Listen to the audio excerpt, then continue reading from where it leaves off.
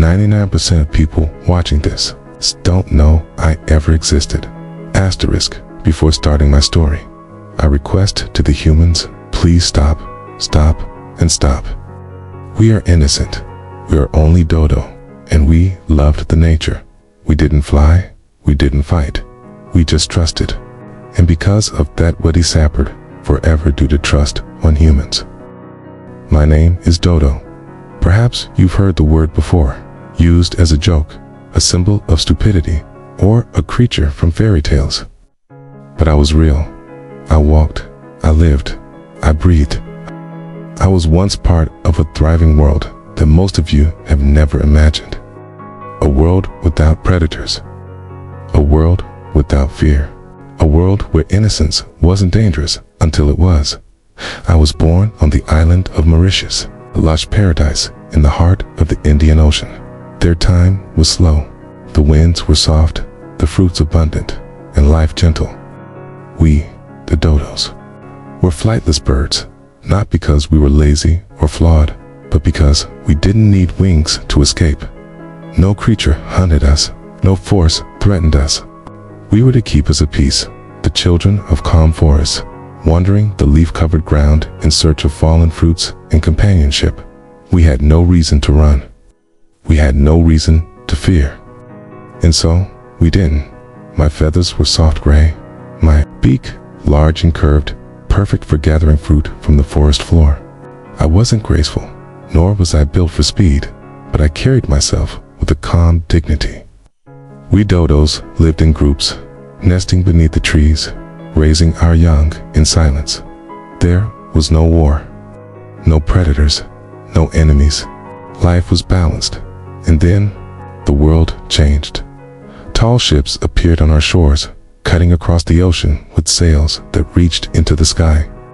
They came with noise, with fire, with smoke. Strange, two-legged creatures walked down the gangplanks. Men, humans. They carried tools that gleamed in the sun and spoke in harsh, unfamiliar tones. We had never seen creatures like them, but we didn't fear them. Why would we? We had no concept of betrayal. We didn't know what it meant to be hunted. At first, they watched us. We watched them. Then they approached, and we, curious and unafraid, met them with trust. Some offered us bits of food. Others laughed and pointed, and some reached for us with rough hands. We didn't resist. Why would we? We believed all creatures were like us, peaceful. They began to kill us, slowly at first, then in growing numbers. They struck us with sticks, threw stones, cornered us in groups. Some of them didn't even eat our meat. They killed for amusement, for sport, for nothing. They brought animals we had never seen, rats and pigs and monkeys. These animals destroyed our nests, crushed our eggs, devoured our young. They dug into our forest, turning safe havens into hunting grounds. Our numbers fell, but we didn't understand extinction. How could we? No species had ever disappeared before. Not in our world. I remember the sounds, trees falling to the ground, nests crushed beneath careless boots, the cries of frightened fledglings. I remember mothers crying out for eggs that would never hatch. I remember the silence that followed, when our voices began to vanish, one by one. The humans didn't stop. They didn't slow down. We were easy targets, slow, visible, silent. We tried to move deeper into the island, but it wasn't enough. The forest no longer belonged to us. The island no longer felt like home. We were being erased. No one came to protect us. No law declared us sacred. No voice rose on our behalf. We were just birds, they said, flightless, useless. And so we faded, not in battle, not in defiance, but in grief. One by one, we vanished. By the year 1681, I was the last, or maybe there were a few of us left, scattered and hiding, afraid for the first time in generations. But no one saw us again. No one cared to look. we were gone, extinct. They remembered us as a joke, the clumsy bird, the foolish animal, a symbol of failure. But we were never foolish. We were peaceful. We lived without harming others. We shared our home. We welcomed strangers. And in return, we were destroyed.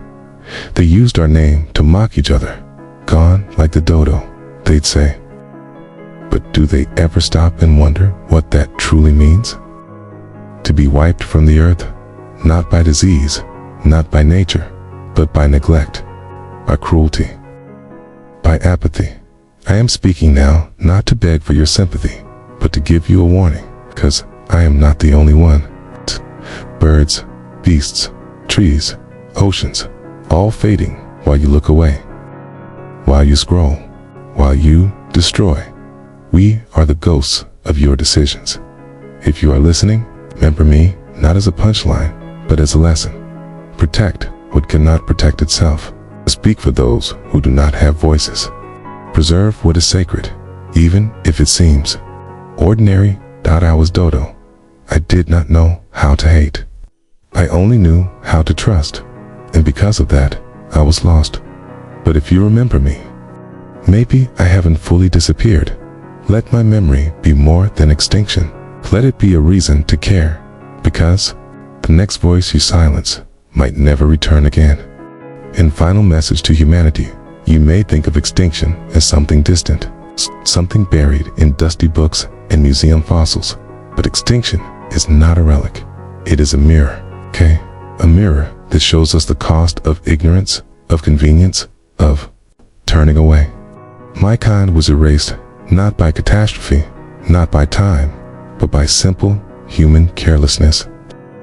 What happened to me is happening still, not just to birds, but to forests, rivers, coral reefs, and creatures you've never met, whose songs will die before you ever hear them. So I ask you, when will enough be enough? When the skies are silent, when the oceans are empty, when last tree falls and no bird sings. You still have time. Time to protect, to preserve, to listen. Look around. Listen to the forests. Listen to the winds. The world is speaking to you in whispers. Don't wait until those whispers become echoes.